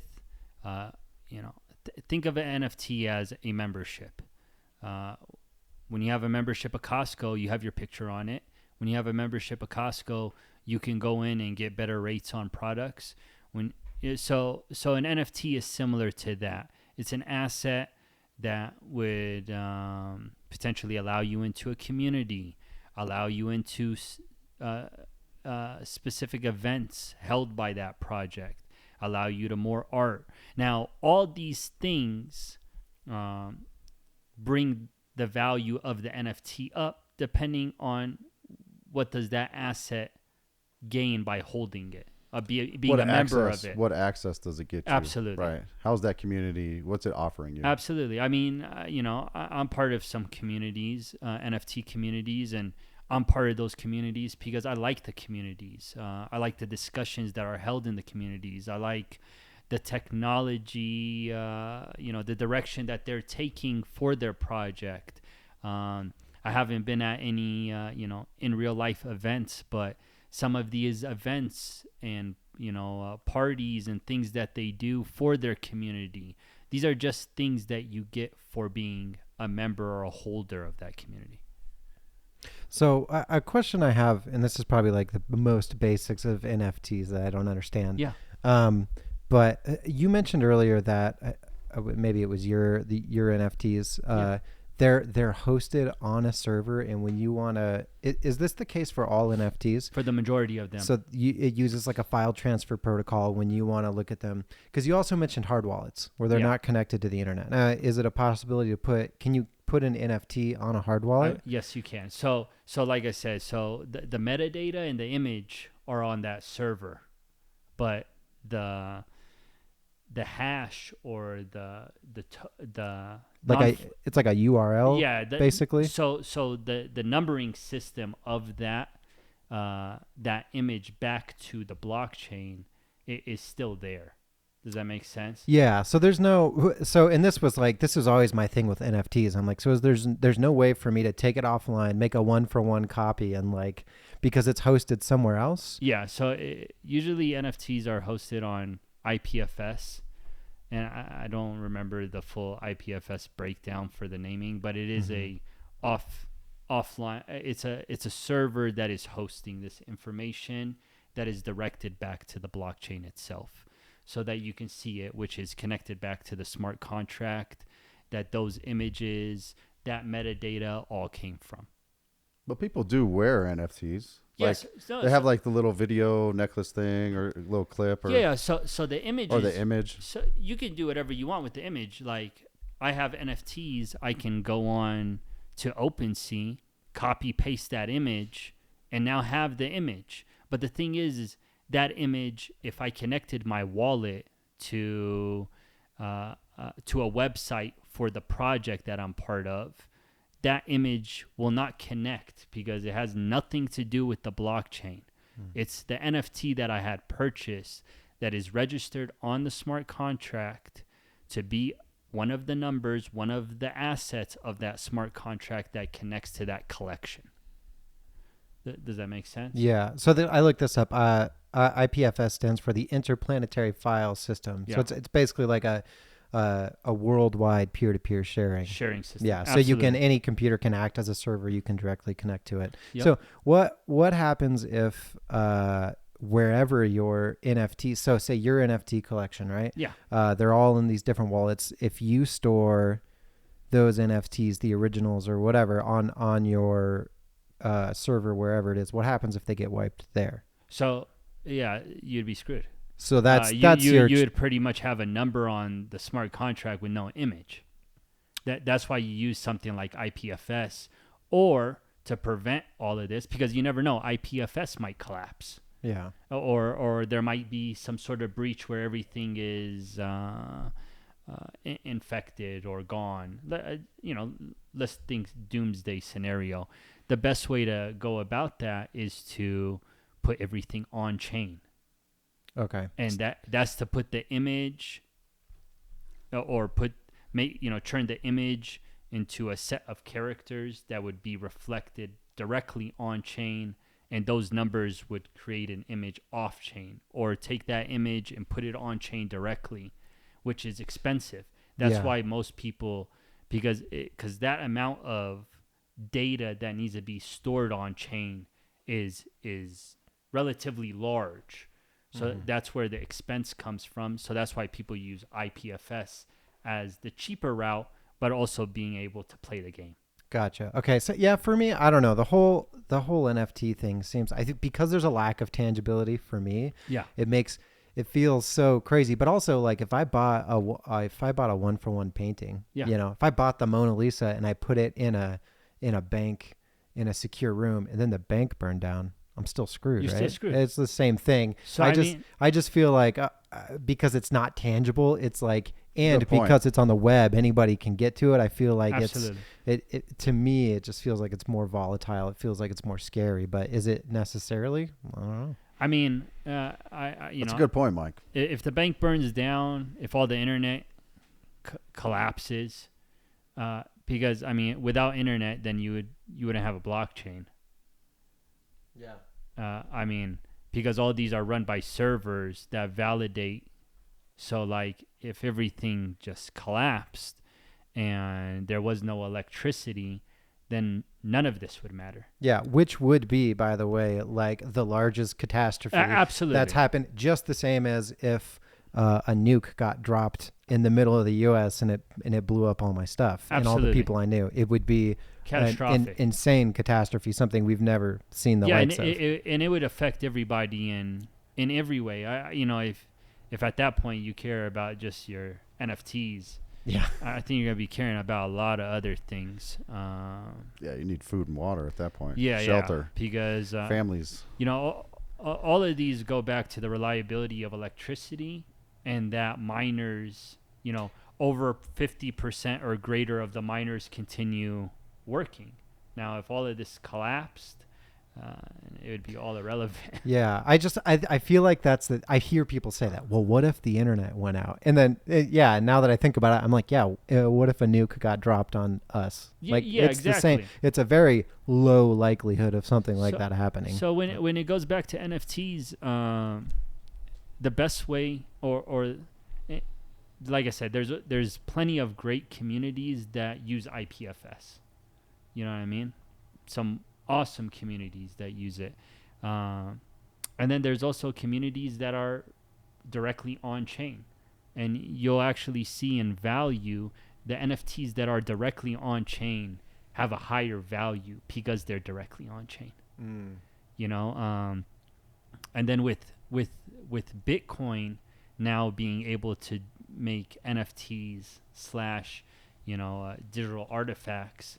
You know, you have a BRC20 standard, which is allowing for tokens to be built on the Bitcoin blockchain. And then you have something called ordinals, which are on-chain digital assets or digital artifacts. So Bitcoin throws a wrench into this whole system that has been going on the Ethereum blockchain. So it's just showing us that innovation and growth and potential is constantly happening because this technology 6 months ago wasn't there.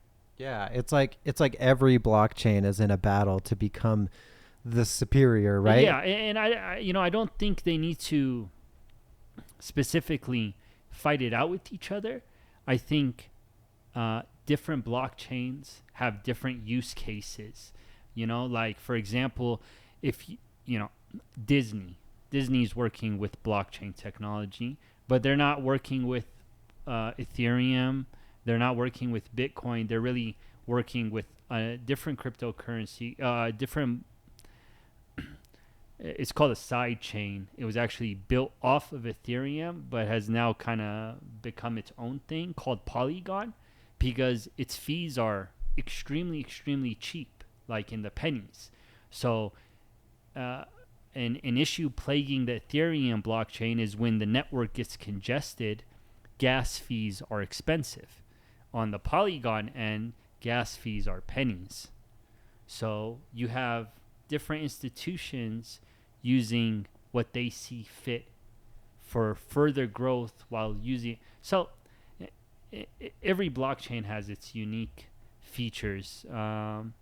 Whether you're looking for security, whether you're looking for scalability, whether you're looking for decentralization, these are really the three parts of the pyramid, and it's hard to find a blockchain that capitalizes on all three without losing a little bit from one of the other points.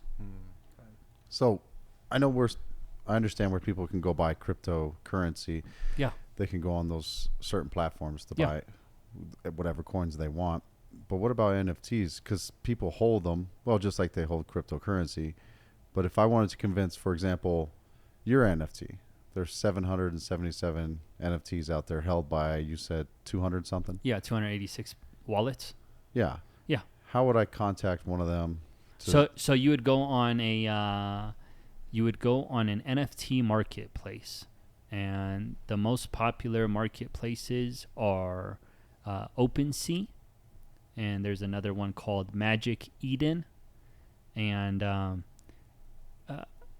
Magic Eden actually sells NFTs for both Ethereum, Solana, Polygon, Bitcoin, and OpenSea sells for a range of different blockchains as well. And then from there, you can see, what the top collections are, see what the floor price is, see how many transactions have ever been bought within this collection, and then from there, you'll see which NFTs are for sale, because they'll list it with a price, and then you can send an offer or buy it at that price from those marketplaces. Once you make a purchase, you'll make a purchase on the marketplace. You'll pay the sale price. You'll also pay the marketplace fee, because this is how marketplaces make money, and then the token will be sent to your wallet.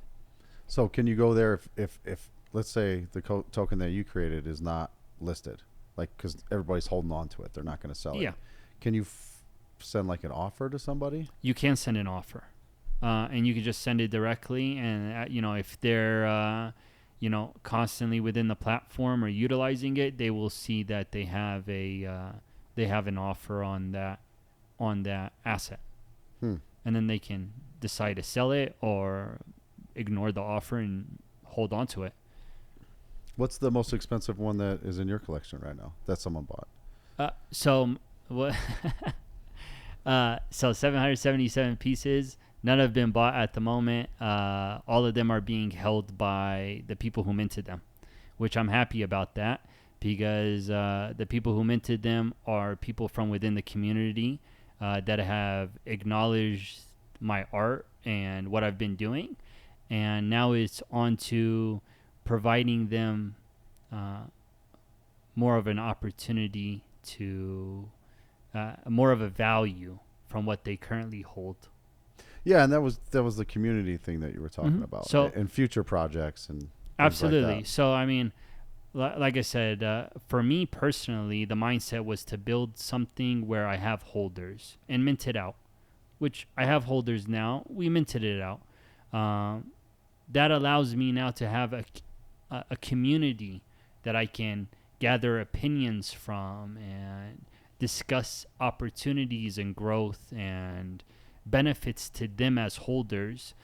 And price goes up and price goes down all the time. I mean, as there's more value to the holders, that's when price goes up. At the moment, it was a test. It was a concept I wanted to make sure that I could successfully do, that I could launch a smart contract, have a minting site that people can mint from, not have any issues, which thank God all of those things happened. So now it's onto the building phase, and me as a founder providing benefit to those holders, whether that's an e-commerce store that they receive discounts from, or free merch, or free more art in the future. There's many ways I can go about this, and it's just constantly building and keeping in the community members, the asset holders of the project, because in a sense they have now become my partners in helping this grow further. So do you keep the same name of the community? Is that the same name that you have of the NFTs, or is there a different name for the actual community? No, I mean the community at the moment, the NFT is with Frens by Amin, because the idea is my art is, I remember you seeing it, but my art is AI bunnies, and they look like they're a bunch of friends hanging out with each other. So being part of the Alien Friends community, which is an NFT community out there. I wanted to tie that in and keep it completely around the mentality of community, of friends coming together for something greater.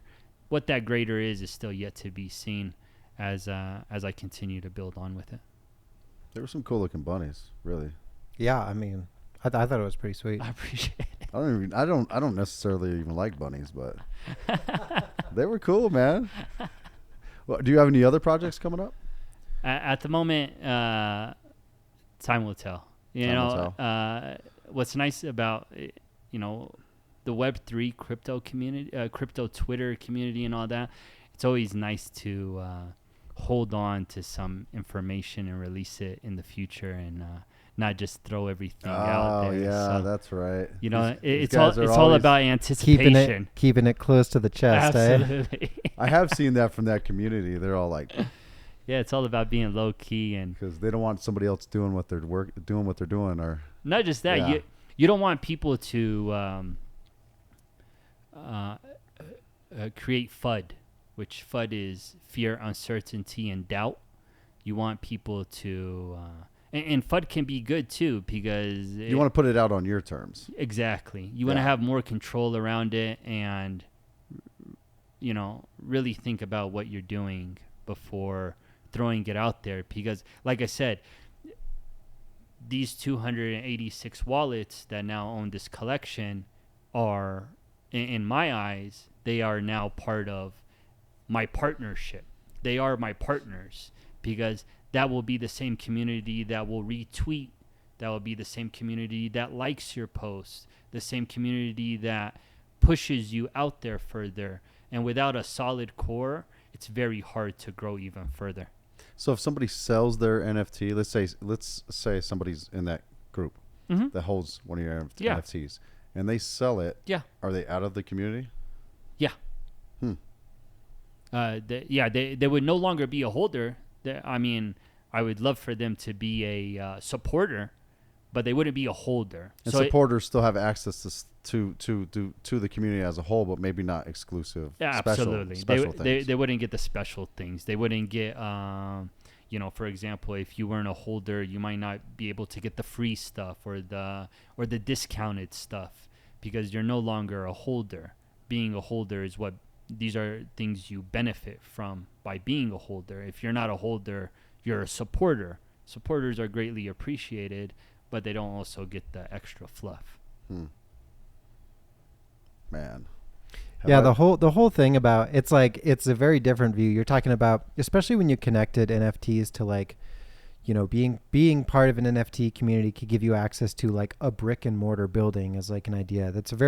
It's gone in my head from like, oh, I'm buying a picture that I could put somewhere, keep in my computer, to like you said, it's almost like buying into a community. Yeah. Yeah. So, I mean, you've changed my view of NFTs a lot and what they mean. I mean, different communities, too, actually. Different communities have different things. For example, there's a Bored Ape Yacht Club, which is one of, if not the largest NFT collection. Yeah, I've heard of that one before. Yeah, the monkeys that everyone's probably seen. They're huge, but being part of that community gets you access to events. Being part of that community gets you access to a lot of the other NFT collections that they put out there in the future. You might be allocated some for free. At one point, it gave people access to a token that they had put out, and that token made a lot of people a lot of money, and it was free for just having. So, and not just that, the network effect. Some of these people who hold this, like, there's celebrities that hold Bored Ape Yacht Club NFTs. So you never know if that network effect from just being, holders of the same project could lead to other things in the future, conversations, opportunities, etc., just because you guys are kind of in the same circles. Man, if I've looked like a deer caught in headlights at all during this podcast, it's because Half the time I was.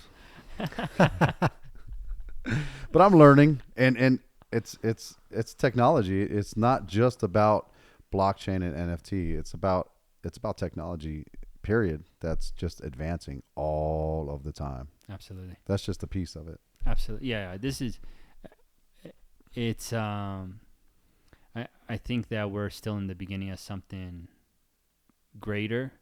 I know that markets go up, prices go up, go down, things change. There's volatility, people losing money, a lot of good and a lot of bad.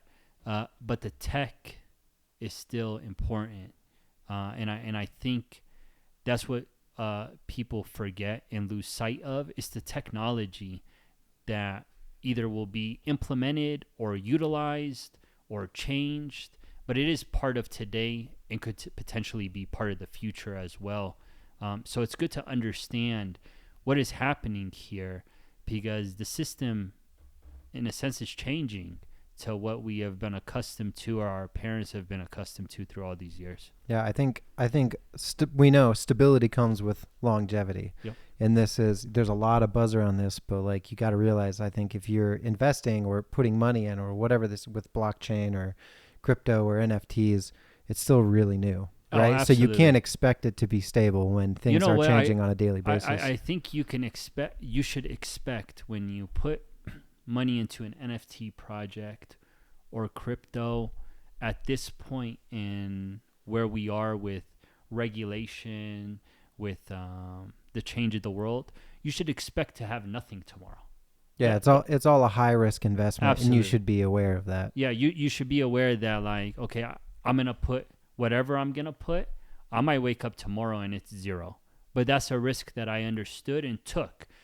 Then again, you might wake up and it is done very well for yourself. You just never know at this point in the game. Yeah, I think you said it best. The technology is advancing. And what I feel like the NFTs and Bitcoin are just a piece of that technology advancing. And a lot of people are trying to figure it out.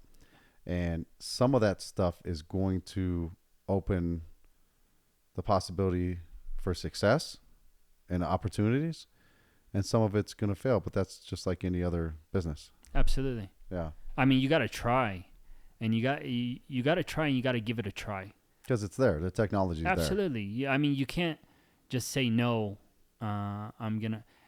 It's the same lesson that I learned when I didn't invest in Bitcoin in 2009, 2010, because I didn't understand it. You don't have to fully understand everything, but you have to constantly be on the lookout and try to understand what is happening. But if you're like, I don't understand this, I don't touch this, it's failed, it's doomed, I don't think that's the right way to perceive the world around us. Well, you can't because the technology is there. Absolutely. So, and it's you just can't ignore it because it's there. It is there, but I think a lot of people push or disregard it as if it's here, but only dumb people are doing it, or the ones who are on hopium are doing it because they're too hopeful. Or I don't think that's the case. I think that it all goes back to the tech and the significance of what's going on, and I feel that everyone should be open-minded to change. Yeah. Well, thank you, Amin. Thank you. Appreciate your time. I just want to put a little plug. I wanted to talk to Amin about, because we talk a lot about AI and quantum computers, and Amin said not this time. He said let's keep it to NFTs and blockchain because he's right. That's a conversation. We could have put it all together. It was hard enough for me to just wrap my mind around. Oh yeah, I need to go take a nap. Got to go take a 2-day nap now. No, I mean, I think this was a great conversation. For sure. I hope that it enlightened people to what is going on and gave them a better understanding to do further research. Do your own research. Don't take our word for it. Understand that we're throwing opinions around, and we're also discussing what we see. And to be vigilant and to understand that there's a whole side of technology that is happening, and unless you open your eyes to it, you're going to be left behind. Yeah, the next time I talk to you, I also want to talk about Chat GPT. GBT, yeah. That I've even told my boss we need to start doing some training on this, because it's an amazing technology that I think businesses are really going to be using. Oh, absolutely, man. Businesses are they're already starting to use it. Businesses are using it now, whether it's in the ease of writing an email, the ease of putting a table together, the ease of analyzing data without having to sift through it to get all the points together. For sure. This is where this technology comes in place, and man, there's a lot of competitors going out there and building their own things. You know, ChatGPT is one that's from OpenAI, and then you have Google's building one, Amazon's doing something. So everybody is in this race to be top dog when it comes to AI technology, and wherever it's going. Yeah, I can't wait for that one. I got a lot to learn myself. But thank you, sir. Fun. Thank you. Thank you, Amin. I appreciate it. Hey, somebody go on to OpenSea or Magic Eden, put in a bid for With Friends by Amin. Get someone to sell out for like $1,000. Put it on there. Let's see if you can do it. Next time you come back, I'm going to ask you if anybody did that. Sounds good. That'd be awesome, Appreciate it. Appreciate it. All right, man. Thank you, sir. Thank you. I appreciate it. Thank you. All right, man.